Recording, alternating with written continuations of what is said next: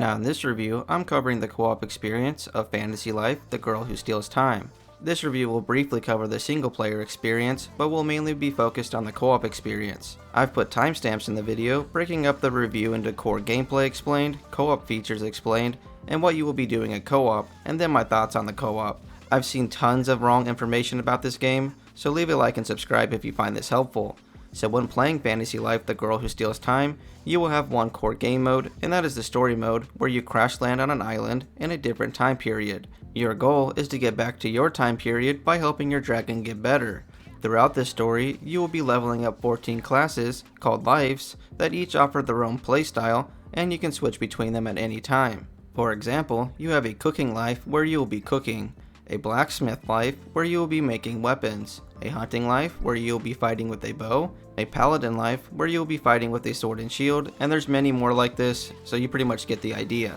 Now when playing these lives, you will be given challenges, where upon completing them, you will get XP towards leveling up that life. Your goal is to fully level up each life, and as you do that, you can allocate skill points into a skill tree to further expand on what you can do with each life.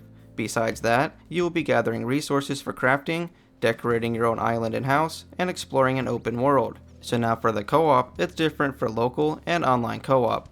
Local co-op is unlocked around 1 hour into the game, and it is only 2-player local co-op. The second player takes control of the bird on the same screen as player 1. The second player will not be able to control the camera at all, so you will have to try to keep up with player 1, but if you do fall behind, you will teleport back on the screen. Playing as the bird, you will only be able to attack enemies, heal player 1, gather resources, and assist in chopping trees or gathering ore. Everything else, player 1 will need to do by themselves. Now for online co-op, this is unlocked 3 to 4 hours into the game, right after getting the guild hall on your own personal island, which is called the Present Island. This will let you play with up to 4 players online with crossplay support, text chat, and emotes to help communicate. There is no voice chat. When playing online co-op, you can either host your own lobby or join others from the game's server browser. When in co-op, you can either visit each other's personal present island, which acts as a hub area, explore the open world together, fight in dungeons, or explore the past island together, which is where the main story takes place. Depending on what activities you're doing, you will have a time limit of 30 minutes or 60 minutes.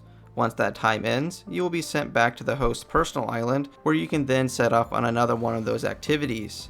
While playing in co-op, you can do just about everything except for progress the game's main story, interact with some NPCs, and turn in life progress, which isn't that bad. So to go over what you can do in co-op real quick, you will be able to fish, collect items, trade items, collect ores, chop down trees, fight enemies, level up your character classes called lives, fight in dungeons together, show off each other's houses and islands, make progress on side quests, and explore the open world together. So there's tons of stuff that you can do together, and that's really all that this game has to offer. Now for my experience, I'd have to say I really enjoy the co-op that's offered in this game. It feels a lot like playing Animal Crossing, but with way more things to do, so if you like games like that, this is a must buy. Sure, it would be awesome to play the main story together, but everything else we can do together is a ton of fun, and I can't see it getting boring anytime soon. Just being able to have different lives selected than your friends allows for some pretty cool co-op moments, like staying back as an archer firing arrows, while your friend runs in with a sword and shield as a paladin. Even with some of the non-combat stuff, like being a blacksmith, your friend can make you some items that you may not be able to get just yet.